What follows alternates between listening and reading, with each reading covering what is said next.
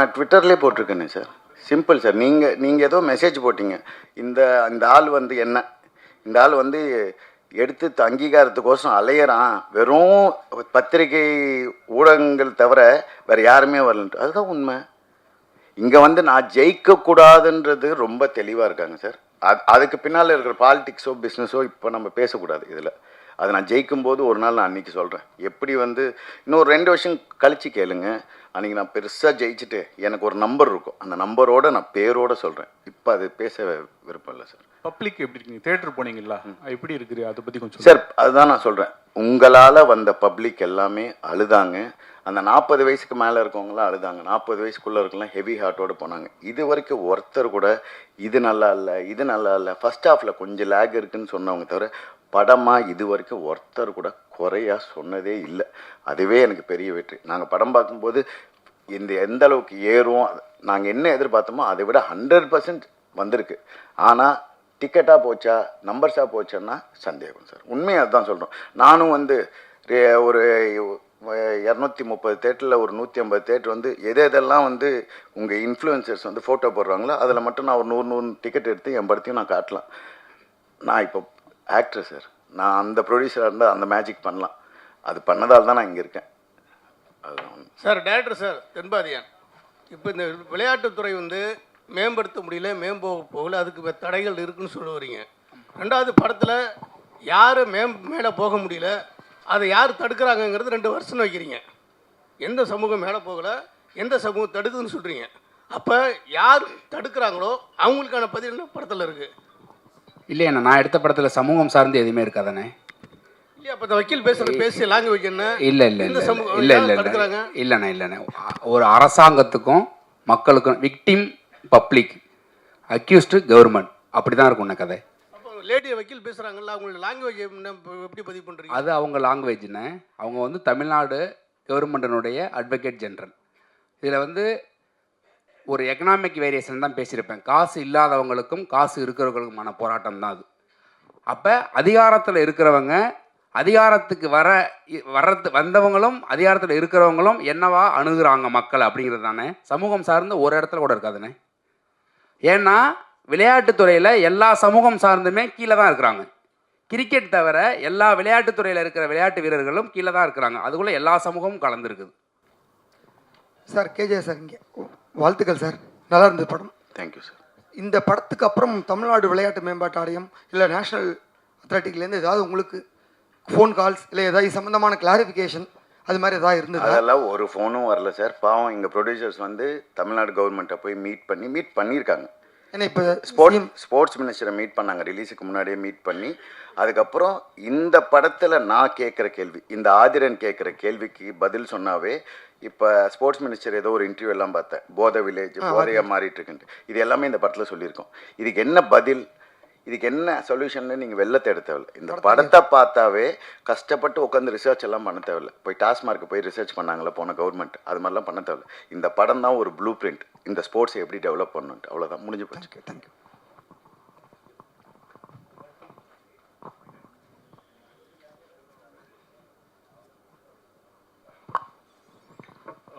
வாழ்த்துக்கள் KGR sir. I think this is a very important film. ரொம்ப நல்லா இருந்தது படம். இது தமிழ் சினிமாவில் ரொம்ப தவிர்க்க முடியாத ஒரு படமாக நாங்கள் கருதுகிறோம். நம்ம மட்டும்தான் சார் நீங்கள் மட்டும்தான் கருதுறீங்க? இல்லை அப்படி கிடையாது சார். இது நீங்கள் சொன்னாலும் சொல்லலைனாலும் சொல்லியிருக்கிற உண்மை வந்து ரொம்ப சாதாரண உண்மை கிடையாது. இது ரொம்ப பொதுமக்களுக்கு தெரிய வேண்டிய ஒரு படம். இந்த மாதிரி ஒரு படம் எடுக்கிறதுக்கு ரொம்ப தைரியம் தேவை. எடுத்திருக்கிறதுக்கு உங்களுக்கு வாழ்த்துக்கள். ஸோ யார் அக்செப்ட் பண்ணிக்கிறாங்களோ இல்லையோ, the truth is that this film is an important film in Tamil cinema. It is a landmark film. There is no doubt about that. என்னுடைய கேள்வி வந்து டைரக்டருக்கு, இந்த மாதிரி கோவம் நீங்கள் சொல்லும்போது, நீங்கள் பேசும்போது இந்த படம் வந்து கோவத்தினுடைய ஒரு வெளிப்பாடு அப்படின்னு நீங்கள், இங்கே இருக்கிற எல்லாருக்கும் அந்த கோவம் இருக்குது. ஆனால் உங்களுக்கு மாத்திரம் இந்த படத்தை எடுக்கணும்னு ஏன் தோணுச்சு? என்ன specific reason, spark for the film? அண்ணா ஒன்றும் இல்லைண்ணே. என்னோடய கிராமம் வந்து மன்னார்குடி பக்கத்தில் வடுவூர். என்னோடய கிராமம் விளையாட்டு கிராமம். இப்போ அந்த கிராமம் இருக்குது, விளையாட்டு இல்லை. எனக்கு விளையாட்டுக்கு சம்மந்தம் கிடையாது. என் ஊருக்குள்ளே இருக்கிற விளையாட்டு கபடி வாலிபால் பிளேயர்ஸை தமிழ்நாடு இந்தியா லெவலில் நீங்கள் எங்கே சொன்னாலும் என் ஊரை தெரியும். என் ஊரை எல்லா ஊருக்கும் தெரியுங்கிறதே நான் இந்த கதைக்கு ரிசர்ச் போகும்போது தான் எனக்கு தெரிஞ்சிச்சு. திருநெல்வேலியில் இருக்கிற ஒருத்தர் வந்து என் மாமன் பையன் பேரை சொல்லி ரைட் ஆர்ச் ஆடினா சூப்பராக ஆடுவானேன்னு சொல்கிற அளவுக்கு இந்தியா ஃபுல்லாக இருக்கிறாங்க. இது இல்லாமல் என்னுடைய கிராமத்தில் இருக்கிற விளையாட்டு காணா போனதை மாதிரி தேடும்போது அது பெரும்பான்மையான கிராமத்தில் அது இருக்குது. என்னென்னா விளையாட்டு வீரர்கள் சரியாக இருந்தால் அந்த சமூகம் சரியாக இருக்கும்னு நான் நம்புகிறேன். ஏன்னா ஒரு ஒழுக்கத்தை வந்து ரொம்ப ரொம்ப ப்ராப்பராக ஃபாலோ பண்ணுறது வந்து விளையாட்டு வீரர்கள் நான் வந்து பார்க்குறேன். அதாவது இன்னைக்கு வந்து போதை வஸ்துகள் வந்து ரொம்ப ரொம்ப தீவிரமாக சமூகத்தில் ஊடுருவி இருக்குது. அதை ஒரு மினிமமாக வந்து ஓரளவுக்கு கட்டுக்கோப்பில் இருக்கிற ஒரு டிபார்ட்மெண்ட்னா ஸ்போர்ட்ஸில் இருக்கிற பசங்க தான் அதை நோக்கி நகராமல் இருக்கிறாங்க. நீங்கள் வந்து கைவிட்டு எனக்கு முதல்ல அந்த 2-3 இடத்துல கூட எனக்கு ஃபோன் பண்ணி பேசினாங்க. ஒரு அண்ணன் கூட போன மீட்டில் கேட்டாங்க, ஸ்மோக்கிங் கார்டு ட்ரிங்கிங் கார்டு போடலை அப்படின்னு. எனக்கு முதல்ல ஒரு ஸ்போர்ட்ஸ் படம் பண்ணுறப்ப எனக்கு மது எனக்கு நீடே இல்லையே. எனக்கு ஒரு ஸ்போர்ட்ஸ் பர்சன் எப்படி குடிப்பான், ஒரு ஸ்போர்ட்ஸ் பர்சன் எப்படி தம் அடிப்பான், எனக்கு அதுக்குள்ளே போகவே எனக்கு தோணலை. ஏன்னா நான் சந்தித்த வீரர்கள் எல்லாம் சோத்துக்கு வழியிலனா கூட ஓட தான் நிற்கணும், குடிக்க தோணலை. அப்படி இருக்கும்போது எனக்கு அது இதுதான் இந்த ஸ்பார்க்கு இங்கேருந்து ஆரம்பித்தது தானே அது. சார் கேஜிஆர் சார், இப்போ நீங்கள் பேசும்போது சொன்னீங்க இன்ஃப்ளூயன்சருக்கு வந்து நான் வந்து எதுவுமே வந்து பண்ண முடியாது அப்படின்னு சொன்னீங்க. சமீபத்தில் வந்து ஹிட்டான ஒரு சில படங்கள் வந்து இன்ஃப்ளூயன்சரை வச்சு அதை ப்ரொமோஷன் பண்ணினதுனால தான் பெரிய ஹிட் ஆகிருக்கு. நீங்கள் என்ன நான் சொல்லவே இல்லை சார், என்ன புரியல சார். இப்போ இன்ஃப்ளூயன்சரை வச்சு நீங்கள் வந்து நான் இது பண்ண என்னால் முடியாது, அதுக்கான என்கிட்ட சோர்ஸ் இல்லை அப்படின்னு இல்லை அவர் சார் சொன்னது என்னன்னா, ஒருத்தர் கமெண்ட்ல வந்து எவ்வளோ காசு வாங்கினீங்கன்னு சொன்னாரு, அதை நீங்க ப்ரூவ் பண்ணீங்கன்னா நான் ப்ரூவ் பண்றேன் அப்படின்னு சொல்லிட்டு படத்தினுடைய பெருந்தன்மையை சொன்னாங்க. படம் அவ்வளோ நல்லா இருக்குது, எனக்கு அது காசு வாங்க வேண்டியது இல்லை அப்படிங்கிற மீனிங்ல சொன்னாங்க. அந்த இன்ஃப்ளூயன்சரு, அந்த சோகால்டு இன்ஃப்ளூயன்சர் ட்ரெண்ட் ஷூட்னு நினைக்கிறேன். ட்ரெண்ட் ஷூட் என்ன சொல்றாங்க, நீ போய் படத்தை பாரு, படம் நல்லா இல்லைன்னா நான் டிக்கெட் கொடுக்குறேன்னு சொன்னாப்புல. Okay sir, okay. அப்போ இப்போ ஒரு சில படங்கள் வந்து இன்ஃப்ளூயன்சரை வச்சு தான் பெரிய ஹிட் ஆயிருக்கு அந்த படங்கள். ஓகே, அது மாதிரி நீங்கள் வந்து இந்த படங்களுக்கு வந்து நீங்கள் வந்து ப்ரொமோஷன் பண்ணுனா நீங்கள் போட்ட காசு வர்றதுக்கான வாய்ப்பு இருக்குமா சார்? அப்படி ஸ்கேம் பண்ணி இந்த நல்ல படத்தை நான் தப்பாக காட்ட விரும்பல சார். நான் ரணசிங்கமோ அறமோ நான் அப்படி பண்ணல. மீதி படம் நீங்கள் என்ன கேட்டிங்கன்னா நான் பண்ணேன்னு சொல்லுவேன், ஒத்துப்பேன். ஆனால் இந்த படம் அதுக்குள்ளே வர சப்ஜெக்ட் இல்லை சார். இந்த படம் உண்மையாக ஜெயிக்கணும், உண்மையான மக்கள் பார்க்கணும். பார்த்த ஒரு 1000 பேர் பார்க்குறாங்கன்னா 1000 பேரில் 999 எல்லாமே படத்தை நல்லா தான் சொன்னாங்க.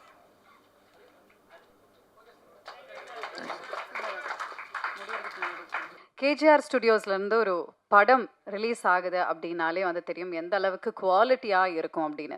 அறம், ஹீரோ, டாக்டர், அயலான் இந்த மாதிரி மெமரபிளான மூவிஸ் எல்லாம் நமக்கு கொடுத்துருக்கக்கூடிய ஒரு சக்ஸஸ்ஃபுல்லான ஒரு பேஷனேட்டான ஒரு ப்ரொடியூசர். சரி, இவர் ப்ரொடியூசராக இருக்காரு, அடுத்தது ஹீரோவாக வரும்போது எப்படி வருவார் அப்படிங்கிற ஒரு டவுட் எல்லாருக்கும் இருந்தது. பட் எந்த அளவுக்கு ஒரு பேஷனேட்டான ப்ரொடியூசரோ அதே மாதிரி ஒரு பேஷனேட்டான ஒரு ஆக்டர் அப்படிங்கிறது வந்து அவர் ப்ரூவ் பண்ணியிருக்காரு. பவர்ஃபுல்லான பெர்ஃபார்மன்ஸ் இன்னைக்கு இந்த படத்தில் கொடுத்து எல்லாருடைய ஒரு ஃபேவரட்டான ஒரு ஆக்டராக மாறி இருக்கிற நம்மளோட கேஜேஆர் அவர்களை அன்போடு அழைக்கிறோம். Please sir.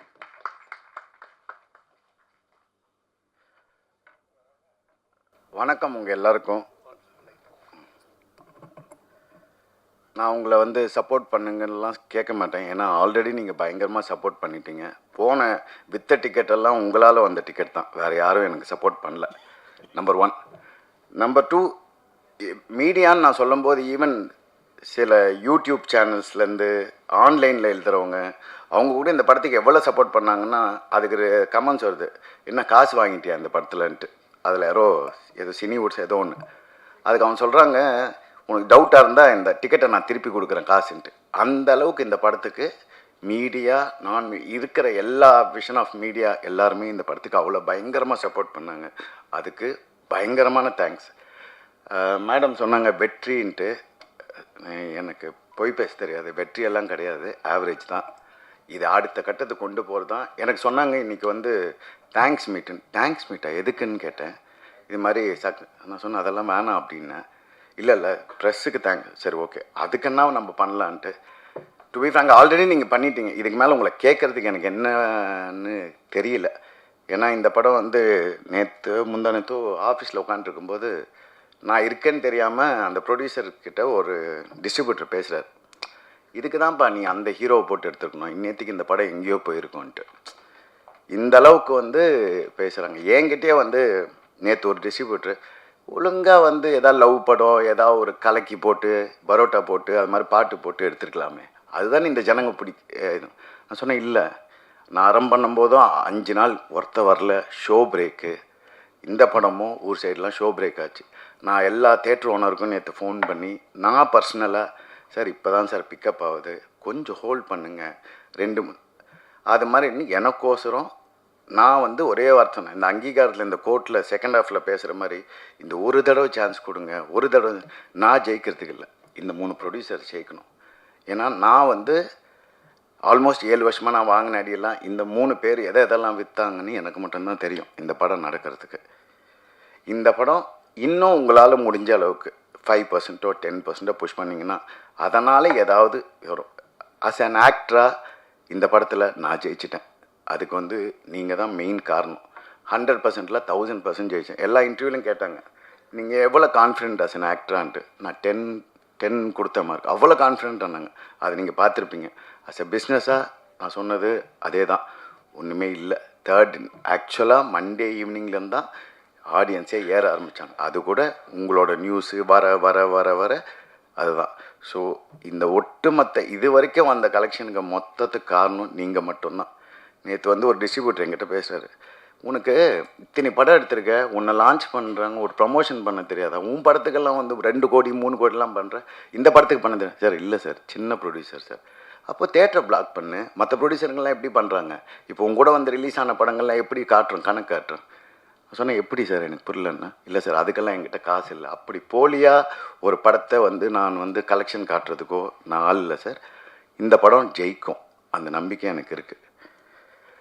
இப்போ கம்மிங் பேக் டு டெக்னீஷியன், நான் பயங்கரமாக நடித்தேன் கிடிச்சேன்லாம் எல்லாம் சொல்கிறாங்க. அதுக்கு பின்னால் இருந்தது ஜேபி. அவரோட வார்த்தையாகட்டும், அவரோட வசனமாகட்டும், அவர் என்ன ஃபீல் பண்ணாரோ அதை நான் என்னோடய ஃபேஷியல் எக்ஸ்ப்ரெஷன்ஸில் கொடுத்தேன், அவ்வளோதான். இது முழுக்க எனக்கு கண்டிப்பாக தெரியும் இந்த வருஷத்தோட எல்லா அவார்ட்ஸும் நான் எடுப்பேன்ட்டு அஸ் அன் ஆக்டராக. அதுக்கும் நீங்கள் தான் காரணம். அதுக்கு முதல் கட்ட காரணம் ஜேபி.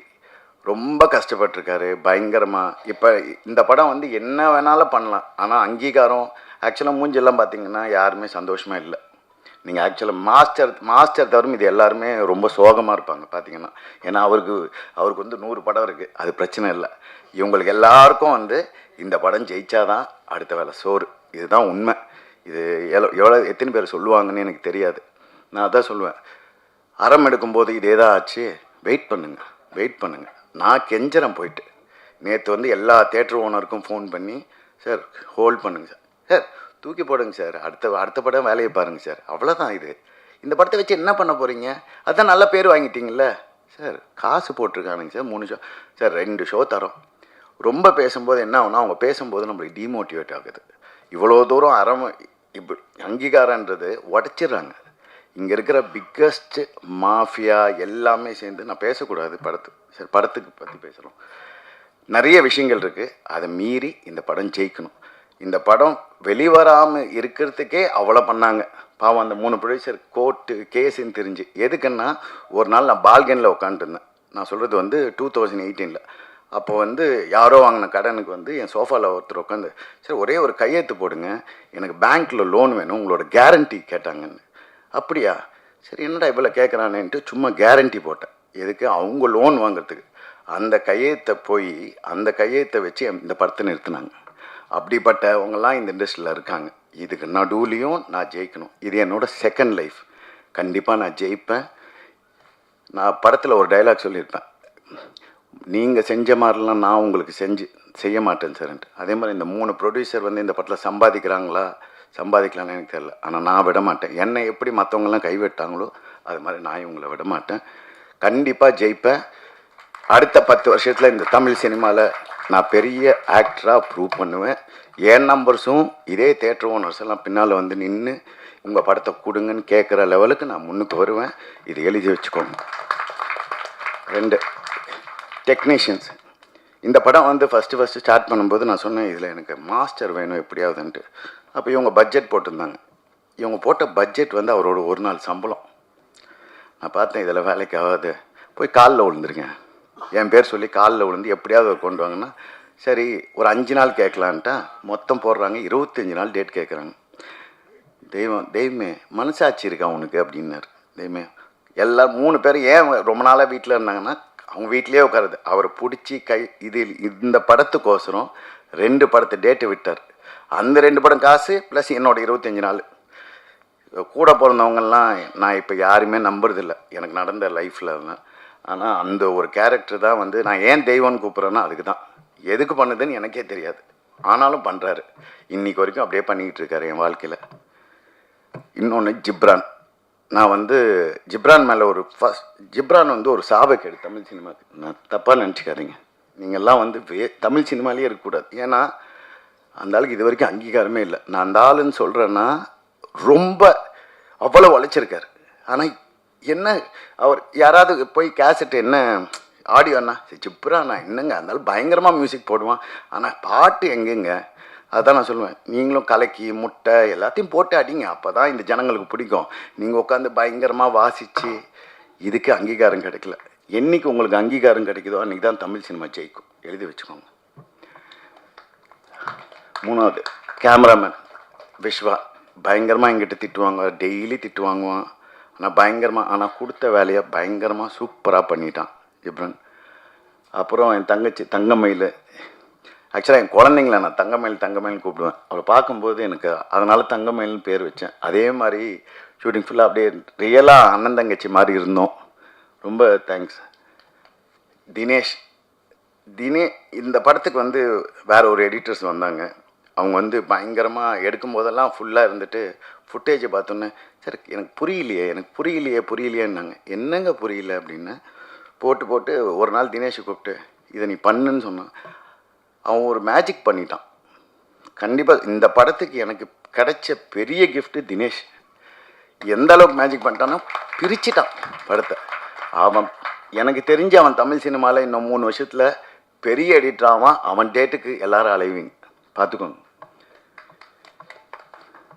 அப்புறம் என் கூட நடித்தவங்க எல்லாருமே என் கூட நடித்த விஜய் மேடம்னு ஒருத்தர் நடித்தாங்க. அந்த மேடம் பார்க்கும்போதுலாம் என் பிரின்சிபல் ஞாபகம் வரும். பயங்கரமாக அவங்கள பார்த்தாவே வந்து ஒரு மாதிரி கோபம் வரும். அவங்களாகட்டும், என் கூட மன்சூர் அலிகான் சார் ஆகட்டும், என் கூட ஒர்க் பண்ண எல்லா ஆர்டிஸ்ட்டும், ஆர்டிஸ்ட் சிந்துரி ஆகட்டும், மேடம் வசுந்தரா மேடம் ஆகட்டும், ராம்ஜி சார் ஆகட்டும், எல்லாருமே ரொம்ப நல்லா பண்ணாங்க. கேட்கும் போதெல்லாம் நிறைய வாட்டி டேட் மாறிச்சு. 2 வாட்டி எனக்கு வந்து கிழிஞ்சுது இதில். அதனால் ஒரு 3 மாதம் போச்சு. அப்புறம் மாஸ்டர் டேட் கேட்கும்போது இவங்கெல்லாம் இருக்க மாட்டாங்க, திருப்பி உங்கள் டேட் வாங்கணும். அப்புறம் என் கூட நடித்த அம்மா அப்படியே எங்கள் அம்மாவை நான் பேசும்போதெல்லாம் எங்கள் அம்மா கிட்டே பேசுகிற மாதிரியே இருக்கும். இந்த படத்தில் வந்து நிறைய டைலாக் வந்து ஜேபி வந்து அவர் கதைக்கு எழுதினாரா இல்லை எனக்குன்னு எழுதினாரான்னு தெரில. இதில் நான் பேசும்போது எப்படிங்க இப்படி நடிச்சிங்க நான் நடிக்கலைங்க. 7 வருஷமாக என் அனுபவித்ததெல்லாம் அப்படியே பேசினேன், அவ்வளோதான். எங்கள் அம்மா சொல்லுவாங்க உன் தலைமுறையோட எல்லாத்தையும் இந்த தலைமுறையோட மாறினுன்ட்டு. அது எங்கள் அம்மா சொல்லிக்கிட்டே இருப்பாங்க. திருப்பி என்னோடய 2வது லைஃப் ஆரம்பிச்சிருக்கேன். இந்த 2வது லைஃப்பை நீங்கள் சப்போர்ட் பண்ணிட்டீங்க, நீங்கள் சப்போர்ட் பண்ணுவீங்க. உங்கள் சப்போர்ட்டுக்கு எல்லாமே நன்றி. இதுக்கு மேலே எனக்கு பேச தெரியல. ரொம்ப தேங்க்ஸுங்க, ரொம்ப தேங்க்ஸ். யாருக்குமே தெரியாது. ஏன் அப்படின்னா இது ஒரு துறையாகவே யாரும் மதிக்கிறது கிடையாது.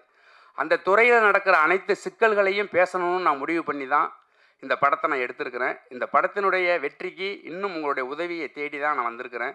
அதே போல் இந்த படத்தில் மிக உச்சமாக நான் நன்றி சொல்ல வேண்டிய சில பேருக்கு இப்போ நன்றி சொல்லிடுறேன்.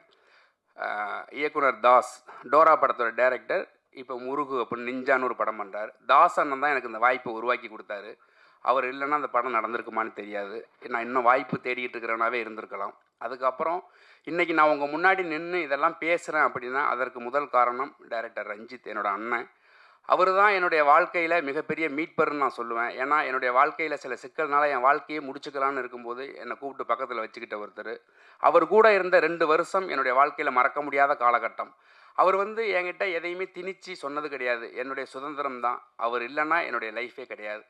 அதே போல் இந்த படத்தில் திவ்யா மேடம், ஹீரோவோட ஒய்ஃப், அவங்க வந்து நிறைய இன்புட்ஸ் எனக்கு கொடுத்துருந்தாங்க.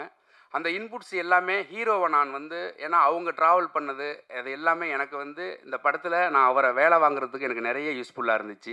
அது இல்லாமல் இந்த படத்துக்கு வேலை செஞ்ச முக்கியமாக அத்லட் ட்ரெயினர் மகேஷ், அவன் வந்து இந்த படத்துக்கு எந்த விதமான எதிர்பார்ப்பும் இல்லாமல் அவனை நம்பி ஒரு 200 பிள்ளைங்க இருக்கிறாங்க திருநெல்வேலி கிரவுண்டில், அதையெல்லாம் விட்டுட்டு வந்து எனக்காக நின்னான்.